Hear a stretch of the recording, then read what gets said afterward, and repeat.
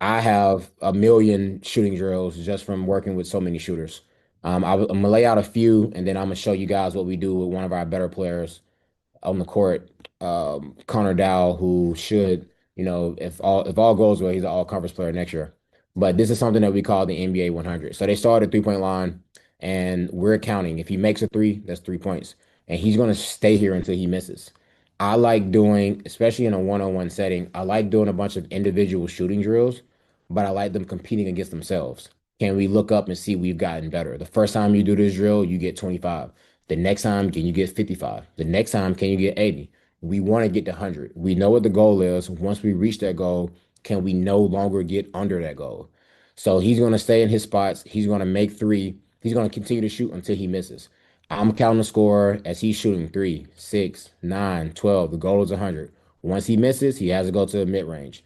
He go to the mid range, he's going to shoot, shoot, shoot. Those are twos until he misses. Threes are threes, mid range are twos, and then he gets a layup. The first time he did this drill, I want to say he got like 34. This time he did, I believe he got around 76. So it was a progression, right? But I'm allowing him to be competitive. I'm allowing his competitive juices to flow. He's competing against himself.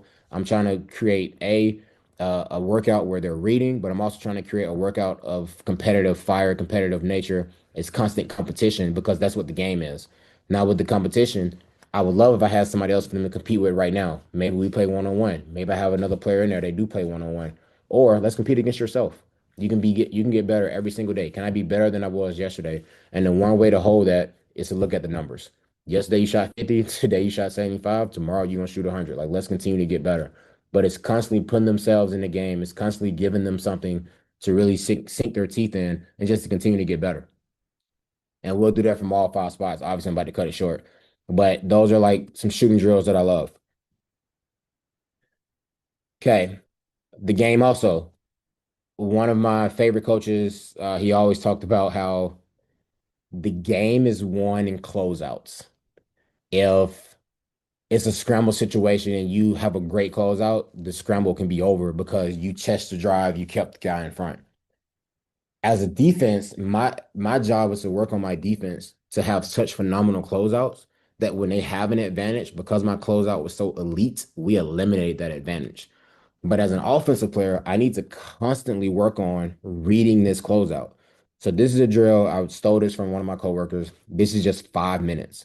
You have one ball, you have one rebounder. And what the rebounder is doing is they're just snapping him the ball. His job is to read my closeout. If I close out with my hands low, you have to shoot. If I close out urgent contest, stick hand, I'm there and I'm taking that shot away, you have two options. You can ball fake, you can go right into a pull up, or you can ball fake and keep a 3-3. Now, it's 5 minutes. The best that my coworker said he has seen is 87. I haven't seen more than maybe 55. But one thing with this drill is you see how he misses long? He has to go with the ball. He has to be ready to shoot every single time. Again, this is more work on me, but he's getting used to just reading closeout. For 5 minutes straight, it's nothing but closeouts. Closeouts, closeouts, closeout. What do?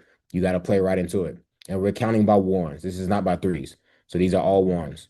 Hands down, you have to shoot it. You have to be ready to shoot. Now, I would like more of a shot preparation from this particular guard than what he's doing right now. But at the end of the day, I know he's a little tired, a little exhausted. It's like the second time we've done this drill, but constantly just reading closeouts. I'm talking to him, I'm encouraging him while I'm also making noise while he shoots, just trying to throw off his focus, things that he's going to see in the game. This is game like it's just one on one. We don't have a bunch of people in there. It's one guy working the clock, one guy rebounding, and me closing out. But I'm just trying to talk to him, make sure he's getting his confidence. But he's constantly just reading closeouts, just reading closeouts. And we'll do that for 5 minutes. Another drill I like to do is shooting competition. I call this the Dame Lillard shooting drill. I got this directly from Phil Beckner, which I believe he got from Russ Pendle, but I got this from Phil Beckner. And it's 2 minutes on the clock. You're going to make two threes in a row from five spots on the court. You have corner, wing, top, wing, corner. We want a good shooter. You want to try to get between 12 and 15 spots. And the only thing is you have to make two in a row. So again, first time he did this, I want to say he got maybe seven. Now the last time he did it, it was like right at 15. I mean, he just shot a very high number on this particular day, but he's moving. But again, it's competition. It's him getting his competitive juices flowing. It's him competing against himself. He has an objective. He has a number of wins, losses. I keep track of wins and losses for the day, depending on the timing of when we work out. So that's the other thing I will say. When you work out in season, like I'm not doing as much movement. It's more shot tech, shot preparation, making sure you're comfortable with the placement of the ball, things like that. If it's out of season, I can go a little harder at you because I'm not worried about you being fresh for games. But when you get to this corner, you have to make four in a row because, well, you got to make two sets of two. So you have to make two in a row. Once you get to the fifth spot, you're doing it back again. So this would be five and number six in that one spot, but it's just two in a row. 2 minutes on the clock. I'm just trying to see how many spots we can get two in a row. And I think he 15 on this particular time. But again, competition, thinking about games. We want to get him really trying to compete, trying to win. We tracking wins and losses. If it's out of season, maybe there's a penalty for the losses. And it doesn't have to be anything crazy. We're not going to run suicides or run a sweet 16 or 17s, whatever you do in your program. It could be two push-ups. Hey, today you went 1 and 3. We want to go, above 500 every single time. And if you want to track some things, track his win-loss percentage.